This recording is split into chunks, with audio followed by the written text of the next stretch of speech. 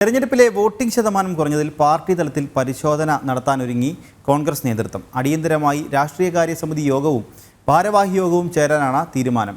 പിന്നാലെ UDF യോഗവും ചേരും.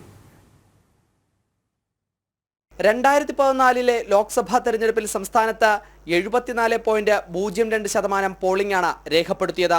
2019 77.67%, അത് 2024 ആകുമ്പോൾ 71.16% കുറഞ്ഞു.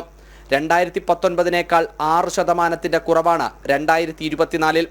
2014 13 സീറ്റും 2019 19 സീറ്റുകളും UDFനായിരുന്നു.